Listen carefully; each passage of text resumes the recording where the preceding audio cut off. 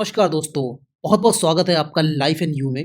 दोस्तों कुछ ऐसे मिथक हैं या फिर झूठ कह लीजिए, जिनको जोड़ा जाता है सिज़ेरियन डिलीवरी से और हम इन सब के ऊपर बात आज करेंगे, ताकि आपका मन भी शांत हो सके। तो चलिए दोस्तों मिथक और फिर सच्चाई के ऊपर बात करते हैं। तो दोस्तों सबसे पहला मिथक ये है कि सिज़ेरियन अगर आपकी एक बार हो गई, तो फिर आपकी नेक्स्ट कभी भी डिलीवरी नॉर्मल तरीके से नहीं हो सकती है। तो दोस्तों मैं बता दूँ कि ये टोटली एक मिथक है, सिज़ेरियन के बाद भी नॉर्मल डिलीवरी हो सकती है।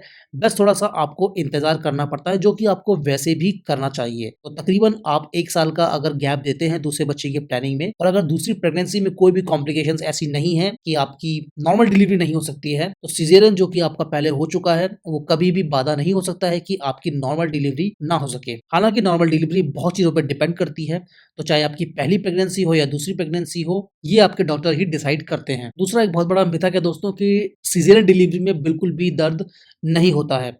तो दोस्तों ये भी जो है बिल्कुल गलत है, क्योंकि दोस्तों भले ही जब बच्चा बाहर आता है उस समय पे दर्द ना हो, लेकिन एक सिज़ेरियन डिलीवरी में जो दर्द होता है ये ऑपरेशन के बाद में आपको महसूस होता है, क्योंकि जब ऑपरेशन किया जाता है तो उस समय पे आपको एनेस्थीसिया दिया जाता है, जिससे आपको दर्द का एहसास नहीं होता है। लेकिन कुछ समय बाद जब एनेस्थीसिया का असर खत्म हो जाता है तो आपको दर्द महसूस होता है। तो चाहे डिलीवरी नॉर्मल हो, चाहे डिलीवरी सिज़ेरियन हो, आपको दर्द सहना पड़ता है। तो ऐसा बिल्कुल भी ना सोचें कि अगर आप नॉर्मल डिलीवरी के दर्द से बचना चाहते हैं तो आप सिज़ेरियन को प्रेफ़र करेंगे। नेक्स्ट जो मिथक है दोस्तों वो ये है कि सिज़ेरियन से जो बच्चा होता है उसकी सेहत पे असर पड़ता है। तो ऐसा बिल्कुल भी नहीं है। बच्चे पे कोई भी असर नहीं पड़ता है। बच्चा बहुत आसानी से सिज़ेरियन डिलीवरी में बाहर निकाला जाता है। तो अगर बच्चे पे देखा जाए तो कोई भी प्रकार का कोई भी प्रेशर नहीं पड़ता है उसके ब्रेन पे या फिर उसके हेड पे।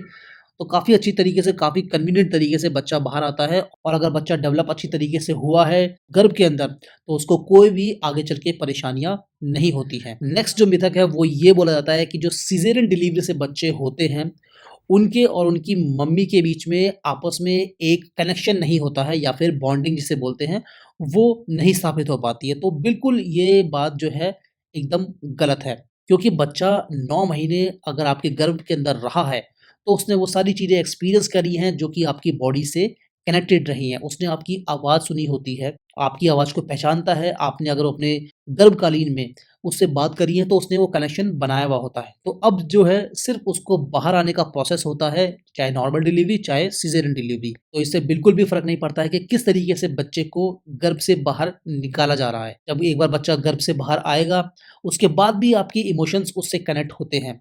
आप अगर अपने बच्चे को अपने तरीके से रखेंगे, अपने आप नहलाएँगे, उसकी मालिश अपने हाथों से करेंगे, वो आपको ज़्यादा देखेगा, ज़्यादा सुनेगा, तो बच्चे का कनेक्शन और बच्चे की बॉन्डिंग आपसे बनी रहेगी। जो अगला मिथक है दोस्तों वो ये कहलाता है कि सिज़ेरियन के बाद अगर आप अपने बच्चे को अपना दूध पिलाना चाहते हैं, यानी कि ब्रेस्ट फीडिंग करवाना चाहते हैं, तो आपको इसमें कठिनाई महसूस होगी। ये बहुत बड़ा एक झूठ है, इसमें कोई भी सच्चाई नहीं है। सिज़ेरियन के बाद भी आसानी से माँ का दूध बनता है और वो दूध पिला सकती है। माँ का दूध बनना एक प्रक्रिया है, जो कि प्रेगनेंसी में नियर अबाउट 4 मंथ से स्टार्ट हो जाती है। तो कभी-कभी अगर आपको प्रेगनेंसी के दौरान अपने स्तनों में से पानी जैसा कुछ निकलता हुआ दिखाई दे, तो आप समझ जाएँ कि आपके स्तन जो है, बच्चे को दूध पिलाने के लिए तैयार हो रहे हैं। तो किसी भी प्रकार की कोई भी परेशानी नहीं होती है, चाहे बच्चा ऑपरेशन से हुआ हो या फिर बच्चा नॉर्मल डिलीवरी से हुआ हो। जो नेक्स्ट मिथक है दोस्तों वो ये है कि सिज़ेरियन डिलीवरी के बाद में वैजिनल ब्लीडिंग नहीं होती है। बहुत बड़ा एक झूठ है दोस्तों, क्योंकि चाहे डिलीवरी आपकी सिज़ेरियन तरीके से हुई हो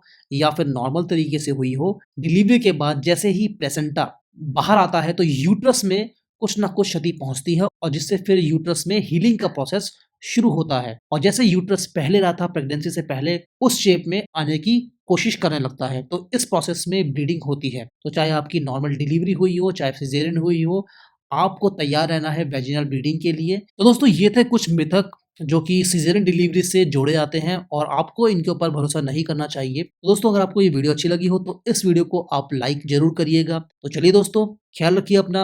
अब हम मिलेंगे अगली वीडियो में, तब तक के लिए नमस्कार।